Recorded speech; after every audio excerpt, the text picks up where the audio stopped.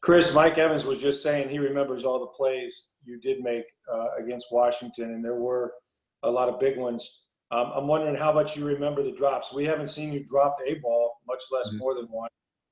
Just anything. I know you're playing with an injury. Anything bother you that night in particular? No, I mean, you always have, like little like nicks and bruises and stuff during the year. But, in terms of like the drops themselves, I mean, like that's just, it was a rough day for me, and that's something that I really owned after the game and really sat with. And, because like you said, that's not something that I do. So it was definitely something I had to, learn from. And I think I've done that. I think I'm moving forward now. So I'm looking forward to the next opportunity to get out there and really get back to being me. The Saints have dominated you guys. They've won 5 in a row. I'm sure they have a lot of confidence. How do you overcome sort of, their confidence and the fact that you haven't beaten them? How do you get over that hurdle mentally? Really, we just focus on ourselves, honestly. On any given Sunday, any team can win. So if we focus on ourselves and go out there and just handle our business, I like us. I like where we stand. I like my guys. I'm sure they're going to come out there and be fired up and be ready to go. But it's our job to come out and be competitive and put our best foot forward. Thanks, Chris. We'll go to Greg Allman. Hey, Chris, when you look back on those first 2 Saints games, I know it's not any one single thing, but if there was one thing you know the team has to do better, what would you say it would be on Sunday? Honestly, we just got to execute better. Regardless of what the call is on offense, defense, or special teams, we got to go out there and we got to execute. We have to play together as a team and do the best job that we can. Thanks, Chris. We'll go to Jenna Lane.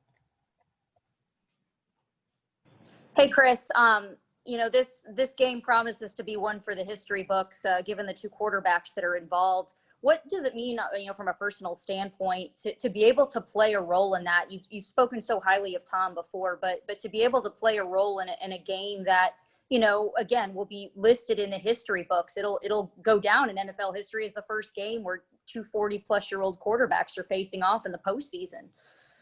Yeah, I mean, it's cool. I think like that's a cool little fact. But I mean, At the end of the day, once the kickoff happens and the game is started, nobody's worried about any of that. All we're worried about is going through the game, doing what we have to get a victory. It's definitely not going to be easy.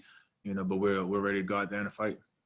How much has this offense changed since the last time you faced them in Week 9? I mean, I was looking at analytics, and it seems like the ball is coming out quicker. But just from your vantage point, how have you guys grown as an offense? How have things changed?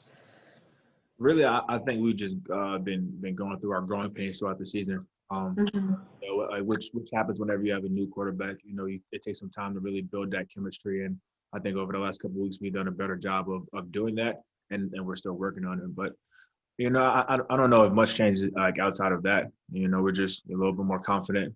Execute a little bit better. And we have to do a better job of that moving forward. Thank you. We'll go to Joey Knight. Chris, how impressed or shocked were you by what Mike Evans was able to do last week on a hyperextended knee?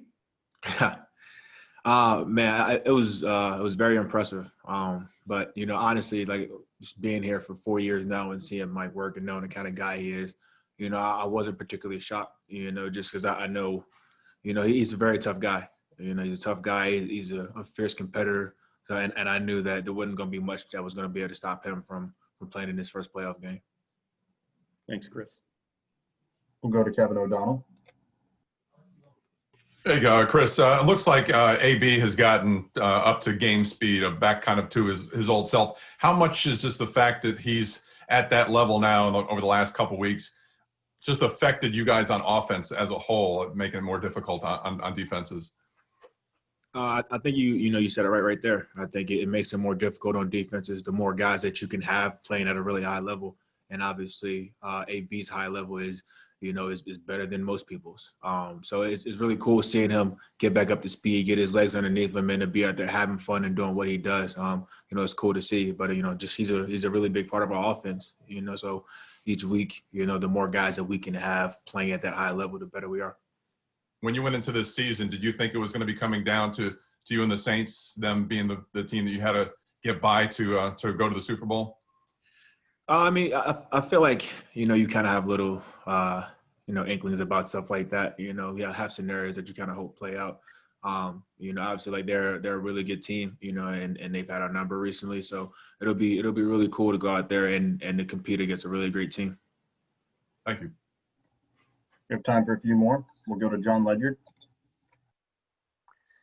Hey, Chris, you guys have obviously had a great offense since Coach Arians has been there, and you guys put up a ton of points and yards in both seasons. But for some reason against the Saints, it seems like it's a tough nut to crack. I mean, you haven't scored more than 24 against those guys, really, and have had trouble with consistency on offense. Is it something – I know you say execution for you guys and chemistry, and I agree with you, all that's important. But are there things unique to the Saints that they do when they play you guys or just in general that have made it challenging for you guys, maybe even schematically in the past? Honestly, I really just think that they do a good job of doing what they do. They put their guys in advantageous positions, and they got a bunch of guys that play hard and they're smart players. So anytime you go against a team like that, you have to be on your P's and Q's, or else they're gonna end up with the victory. So I really just think they're put in a really good situation, and they got players that play hard. I think there was a moment after the game against Washington with you and Tom Brady. I think there was an image of it somewhere floating around the internet of you and Tom Brady in the tunnel or something going back. Could you share with us maybe kind of what he was saying to you or what the guys said to you in the locker room after the game?